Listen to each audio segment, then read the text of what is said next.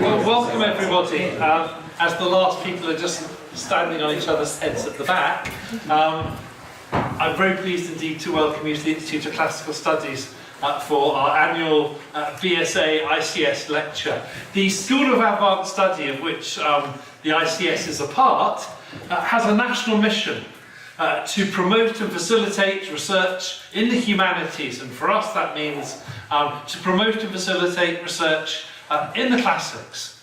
And we do it in many ways. We run a library, we have guest lectures, visiting speakers, seminar series, but we also know that classics, above all humanities disciplines, is an international discipline, and that the infrastructure of classics spreads across national boundaries, whatever crazy ideas politicians have about them, and that British classical archaeology will always be intimately interconnected with the classical archaeology carried out by our European and non-European colleagues as well. And as far as British archaeology goes, absolutely vital bits of our infrastructure, of our research infrastructure, are located not on the British Isles, but in the British schools and institutes in Rome, in Athens, in Jerusalem, Amman, in Ankara and many other places. And that's why our relationship with the British School at Athens is so vital.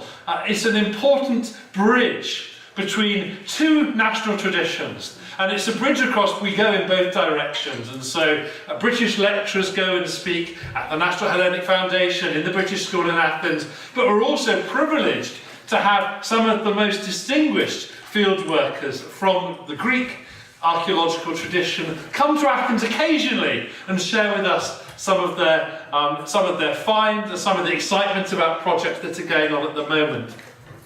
Tonight's speaker, Professor Polyxeni Adam-Veleni, is Director General of Antiquities in the Greek Ministry of Culture and Sport. This means she occupies an extremely senior position in relation to classical archaeology, and nobody who I've told about her coming visits who has any connection with Greek archaeology has said anything other than wow. So we already feel a wow for your lecture. The subject is an extraordinary one. Those who've seen the posters or the publicity, and evidently lots of people will have some sense of it. But for most of us, this is very, very new material, and it's going to be, I think, revelatory. We're very grateful to you for coming. You're most welcome here. I'll give you the stage. Thank you very much.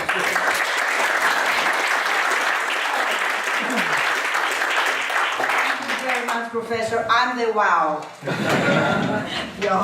Well, first of all, permit me to express my deepest thanks to Professor Wolf and also to my good friend John Bennett of British School of Athens for inviting me here to speak about the new discoveries in Thessaloniki.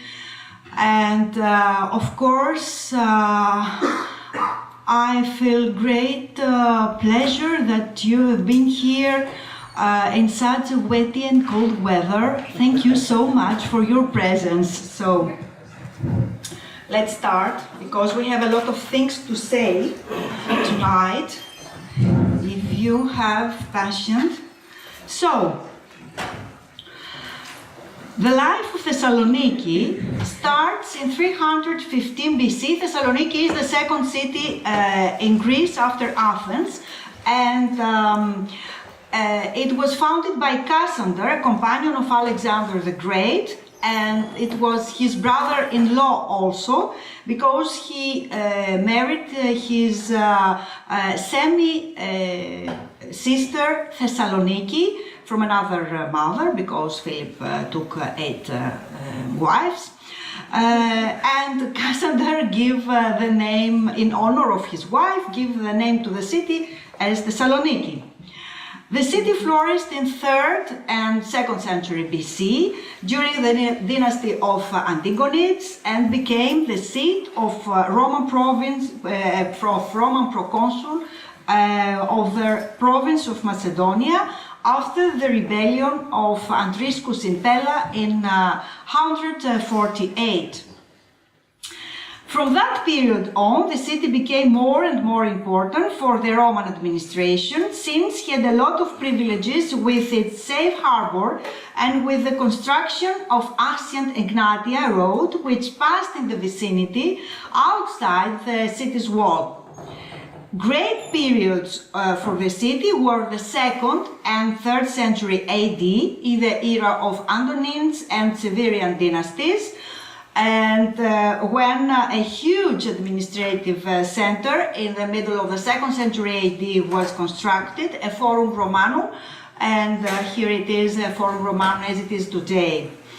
At the beginning of 4th century AD, during Tetrarchy, Thessaloniki became the capital of one of the 4 parts of the Roman Empire. The Tetrarch Galerius was established here in the city, and he constructed a huge palace complex which include some buildings starting from here, that is the Rotonda. In this side here is the Galerius Arch. Here are the residences of the Tetrarch Galerius, and here is the real one. And in the neighborhood there was also the hippodrome of the city, and afterwards in the middle 4th century another very famous and very strange building was built here, the octagon of the palace. Nobody knows the use of this building, that's why it's so strange. Still, it's a very big debate what it was. And there's a reconstruction of how it would look like the Galerius Arch, and with the Rotonda over there. The Rotonda, there is a colonnade road here, and the Galerius Arch. In a city which still is enclosed by its walls, they decided to construct a Metropolitan Railway. A disaster. Yes. The story about the construction of the metro in Thessaloniki is several decades old and experienced many difficulties.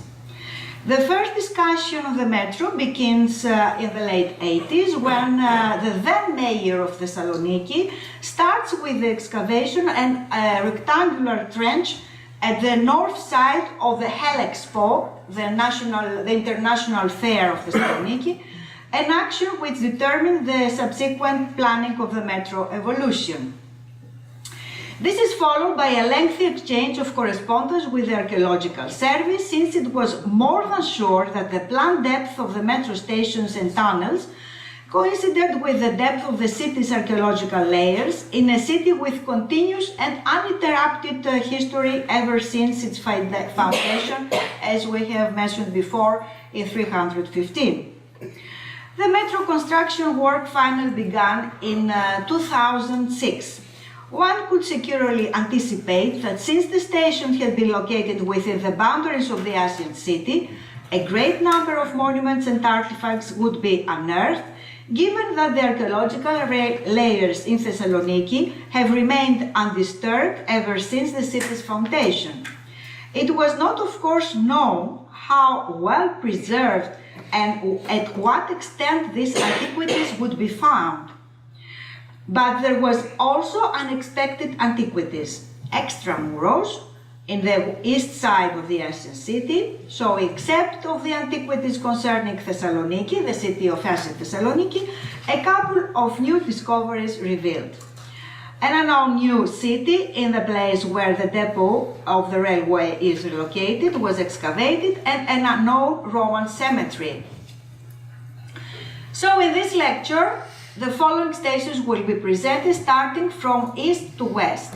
First, the station in the depot and the remains of this unknown city in the neighborhood of the ancient Thessaloniki. Second, the Fleming station, where a cemetery of Roman era was unearthed. Third, the Sidrivani station crossover, where a large portion of the east cemetery of ancient Thessaloniki.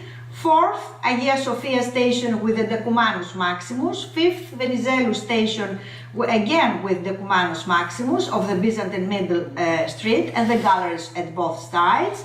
Sixth, Demokratia station, where relics of the city west burial ground were revealed, as well as a handicraft and storage structures. And seventh, the new railway station with the city's west cemetery was revealed, rich in archaeological layers from various eras. The settlement that came to light at the site at Pylea depot, the control center of the Thessaloniki Metro, is a rare example of a pre-Cassandrian township on the outskirts of the city. Established in early 4th century BC, it was associated with a wealthy and thriving society.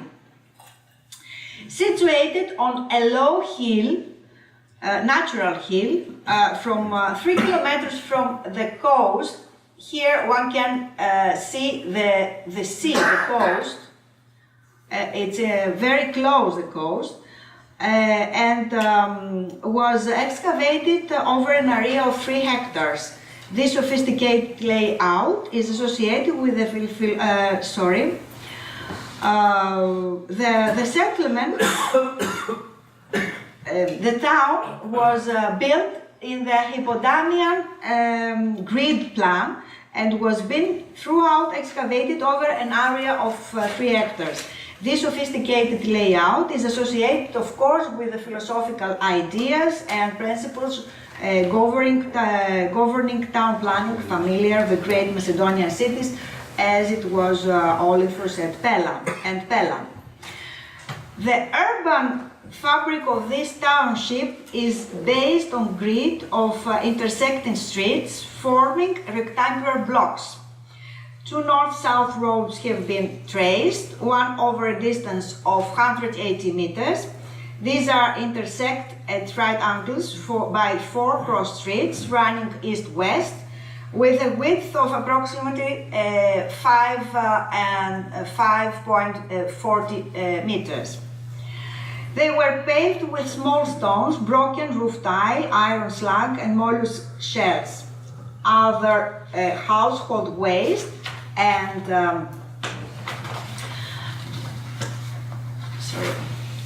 the destruction material found included pots and tableware, black figure and red figure, stone and clay tools, and many coins of 4th and 3rd century BC.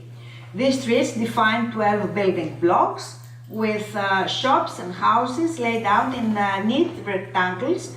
In them, a total of 65 separate areas examined, including some open or semi-open spaces.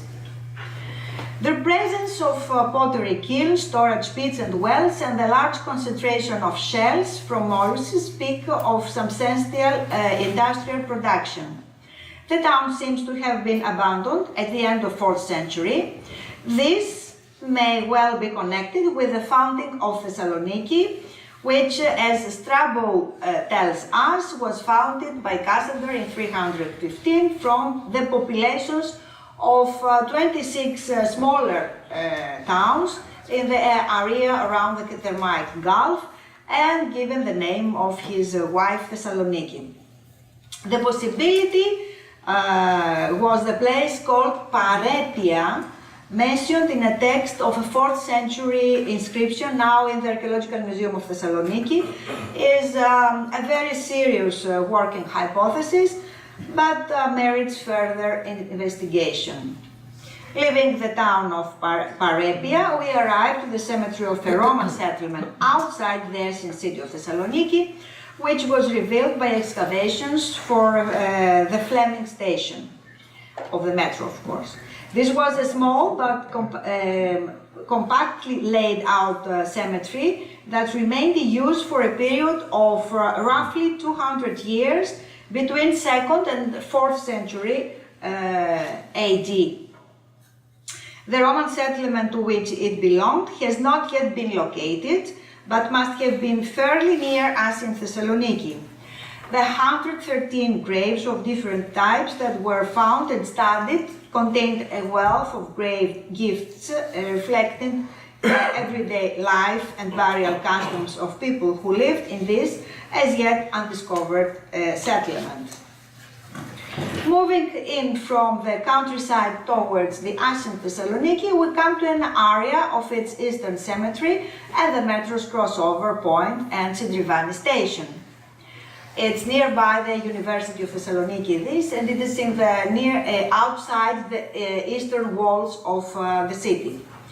Outside the eastern walls, we have a huge cemetery which dates from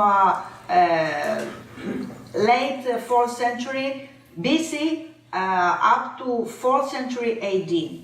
Archaeological excavation at these sites has revealed a great wealth of variety of burial structures, 1,042 at the crossover graves and 974 graves at the station, densely packed together and overlapping and overlying one another, and an inevitable result of a complicated geomorphology of the area with its multitude of torrent beds.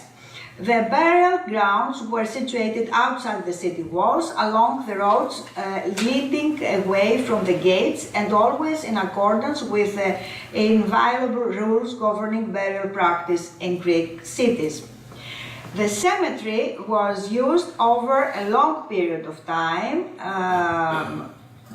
from the 4th century till the late Antiquity, and thus provides much important information about the size of the city and its population, its social and economic makeup, its commercial and cultural relations with other regions, and its burial customs. Most of the graves from Hellenistic period are simple unroofed pit graves, their walls finished with a whitish plaster or clay or with clay, and with sockets for supports upon which slate-covered pit graves, as well as vessel barriers for children and cremated remains, and considerable number of stone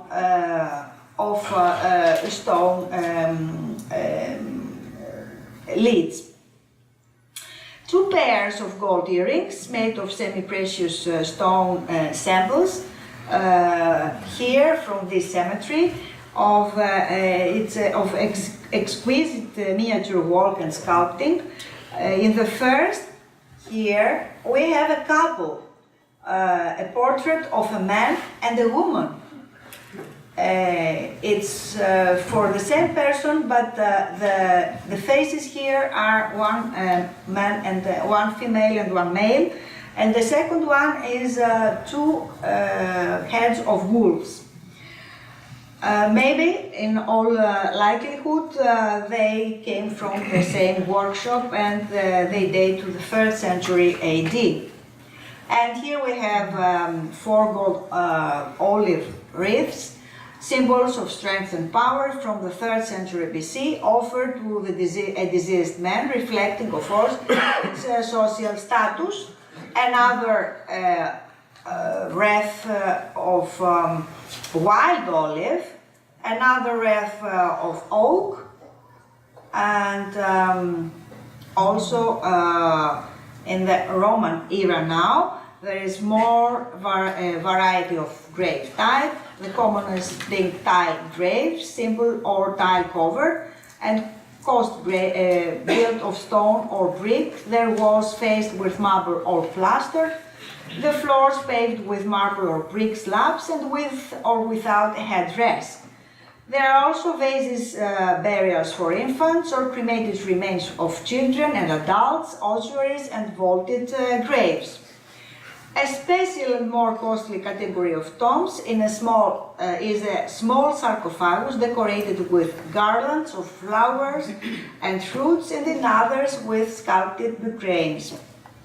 At the south entrance of the station, and of course in this excavation, we have found this small sculpture of Artemis. Probably it was also a burial gift, or it was also dedicated to a woman that was died in a young age. At the south entrance of the station, during the last phase, we dig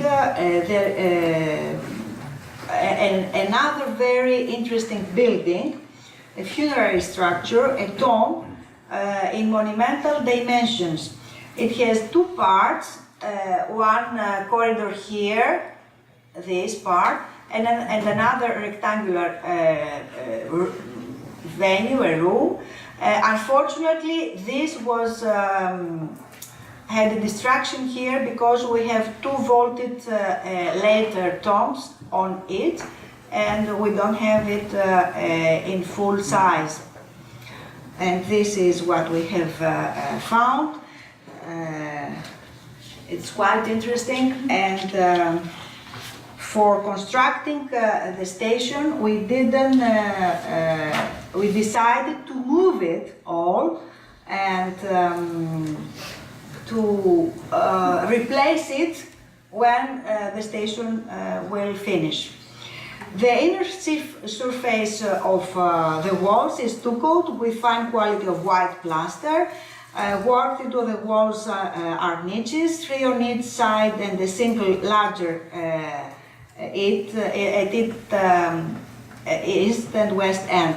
The marble floor is decorated with opus sectile work in black and white, with pieces of rectangular shape in it, and in the center of the chamber, a white 6-petaled rosette with a square black frame.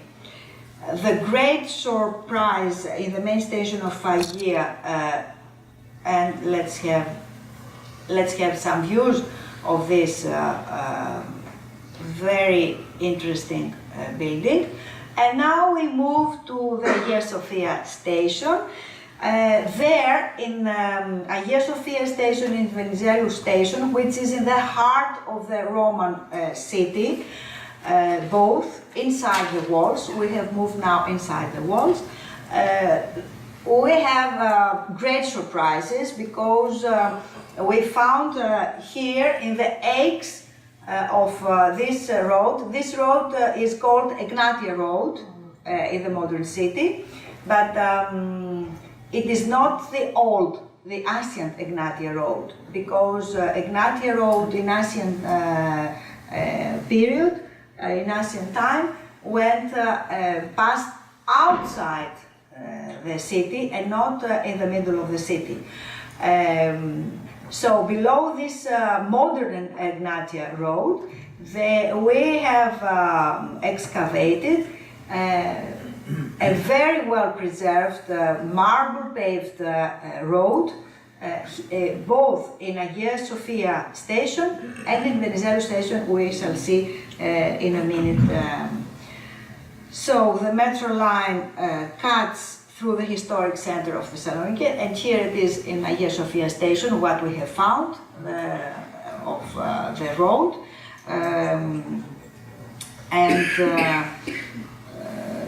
They decided here, unfortunately, they decided here to move all the road and to go to dig deeper, but we had also something to gain from this, because we found in that way we found the phases of Hellenistic era of Thessaloniki, and it was that. So here it is how it is going. The road. The road here is in this place. Here we have a portico, and in this behind this portico, this store, we have this these rooms which are mostly shops and in public uses. And below this road, we found remains of Casa del City. The existence of Hellenistic town planning at this point date from the 3rd to 1st century AD, and it was also a surprise because we didn't expect here to have a Hellenistic city, a Hellenistic grid. The total width of the vertical street is estimated at 11 meters, showing it to have a major central artery from the beginning. It tended to be flanked by porticos on either side, as indicated by the stonework found. The layout of the portico-linked streets remained unchanged in the Roman period, and so we continued in Byzantine time as well. Excavation along the line of this horizontal artery, the decumanus maximus, and here we have some remains of the Hellenistic period. And of course, in one of these rooms, we have found a huge kiln for constructing bronze objects, probably statues or something else, we don't know exactly what.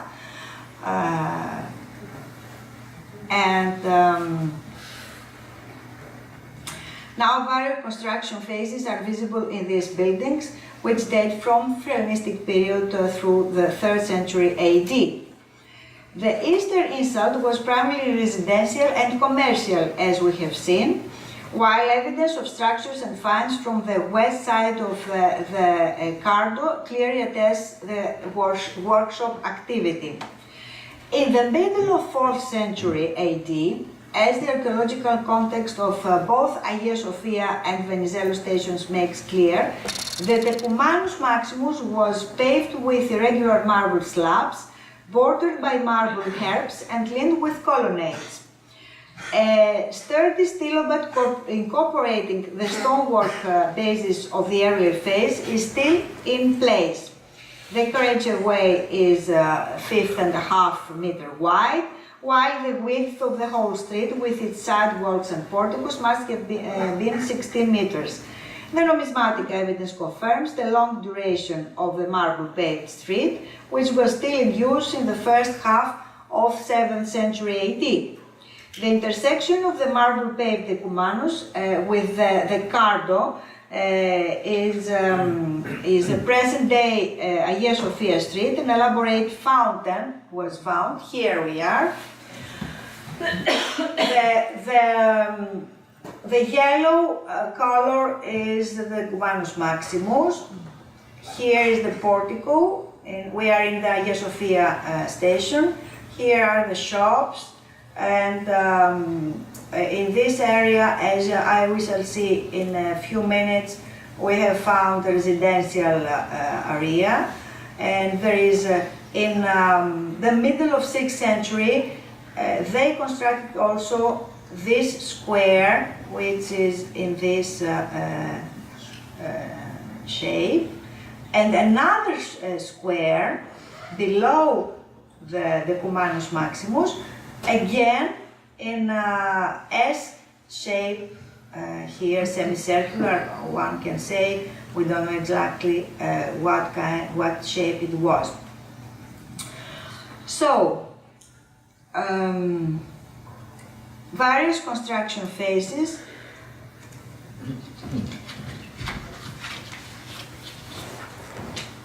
Semicircular niches worked into the thickness of the masonry, 2 in the west wall and 9 here. We have, this is the square that we have found in the south entrance of St. Sophia station. This is the square, the semicircular square we have found in the north entrance of Hagia Sophia station. All this area was planned to be the north entrance of the station, of the metro station. But after these excavations here, they decided to have only in this area the entrance, a smaller entrance, and also, but when they tried to construct it, they found a huge fountain here. So more difficulties, more discussions, more fights, and finally we have both decided, the construction company and the Archaeological Service, to move all this fountain, to construct the entrance here and to replace it after constructing the entrance. So you understand how many difficulties we have in constructing this work. And here it is, this fountain. It's one of a kind, this fountain. The visible part is 15 meters long.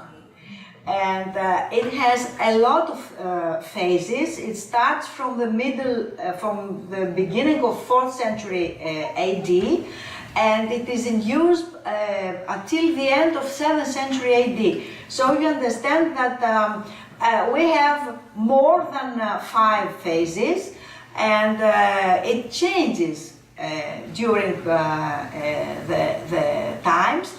And also we have niches. First we have niches. They close the niches, the rectangular and the semicircular niches. It was a facade type fountain. Maybe it was not exactly a fountain, it was a kind of nymphaeon with many sculptures in it. We have found also a sculpture. I'll show you in a while what we have found. This is the remains of this huge fountain.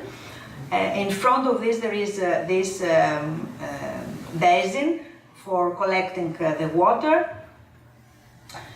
and there was also in front of this basin also we have a very small square with these slabs, marble slabs, for being easier to approach to take the water from the fountain. It was very well decorated. And we found behind this small Aphrodite. Yes.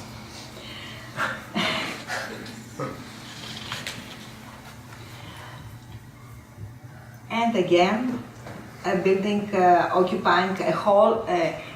Now, going back to the south entrance, in the south entrance we decided also to move the semicircular square we have found, all the slabs, and to replace it when the south entrance will finish. So this gave us the opportunity to dig deeper and to find all the phases of that site. So, and in this area, below these shops, it was a residential area, and we found very important houses, villa, one could say, Roman villa of 4th century, 5th and 4th century AD, with very well constructed mosaics. So we had another chapter to move the mosaics. So, very beautiful Opus Secti mosaics. It was a huge urban villa with a peristyle in the center and an impluvium in the middle. And around we have, around the peristylion, we have the mosaics, and all the rooms were had very beautiful mosaics. In one we have also this tondo with an Aphrodite and a Cupid on her shoulder. Very beautiful one, but we suppose that Christians destroyed Aphrodite's head and face, and we can also distinguish here the head of the small Heros, which he is grasping on her shoulder, and she had the Cupid in her arm. It's a very beautiful one, but it's unfortunately quite destroyed. So, beautiful mosaic floors, and this urban villa had also a private bath. So we had also hippocausts, and we decided to move all these hippocausts and to put it in the museum this time, because it was impossible to put it in the same site. So this ring, we have found this ring in Hippocaust. The bath was very well ornamented with this all these ornaments, and also we found also this beautiful head there. We don't know, maybe it's the son of the owner, we don't know what it is.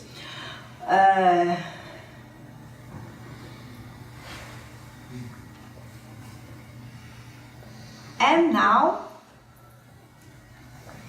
we move to the next station in the middle of the city, the Venizelos station, and here the decumanus maximus decided to be in situ, not to move it, and to try to construct the station below it is a very difficult work technically, but now they have found a solution, and they assure us that it will be possible to have untouched the road and to have then the station.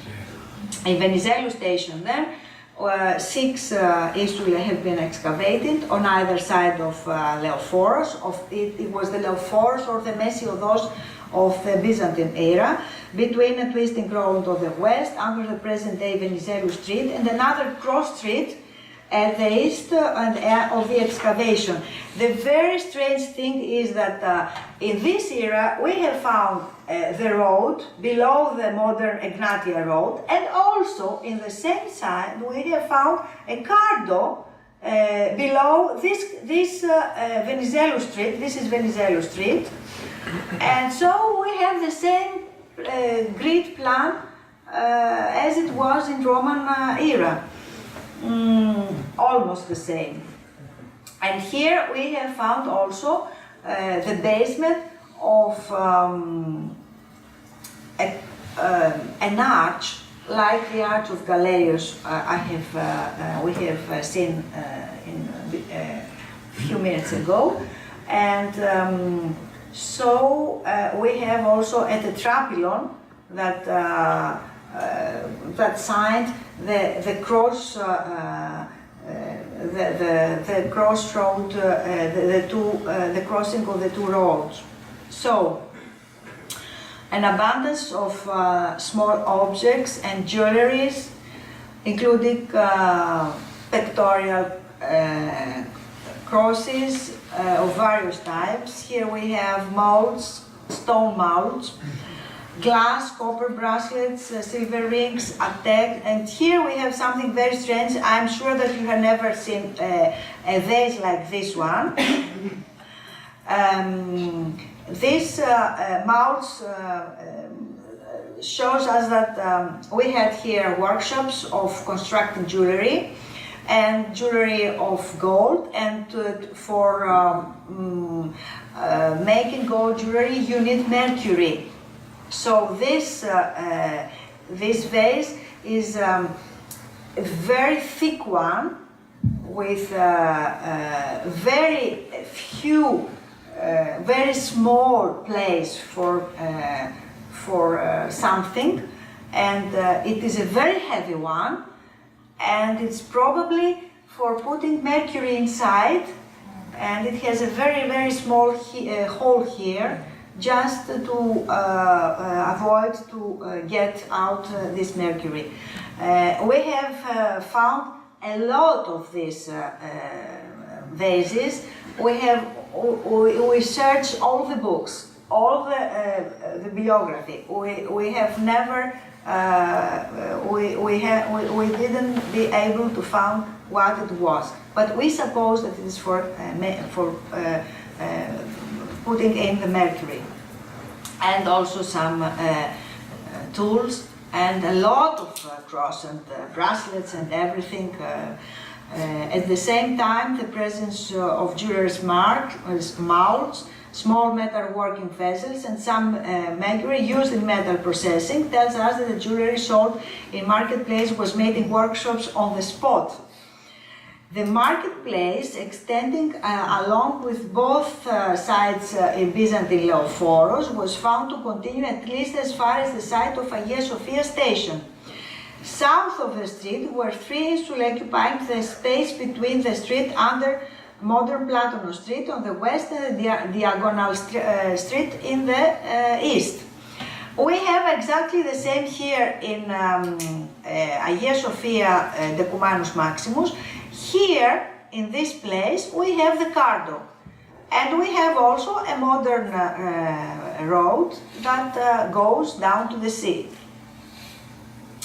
The stations to the west side of the city are all outside the ancient city. Now we move in another station. It's nearby the west city walls.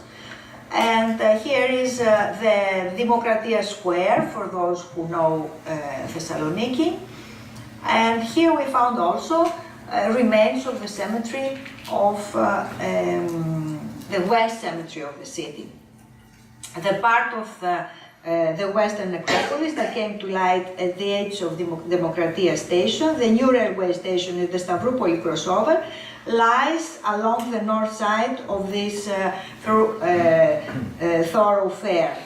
Organized in clusters, it contains a variety of type of grave, including pit graves, tile-covered graves, as well altars and altar-like structures, usually within tomb enclosures, providing places for funeral ceremonies and offering and piers. The site yielded of total 747 burials, including a number of marble sarcophagi and monumental funerary monuments. Grave goods and inseparable element of Hellenistic burials were found here only in Roman graves. Clay and glass vessels, lamps, figures, silver and bronze coins, and also some sarcophagus with inscriptions on it. Probably this could be the nanny of an emperor. We know her name from the sources, so we suppose that the emperor constructed this sarcophagus, which was very expensive grave for his nanny. A new world, a new city of Thessaloniki was revealed on the occasion of the Metro excavations, as we have seen, and this is also some burial gifts from the Western Cemetery.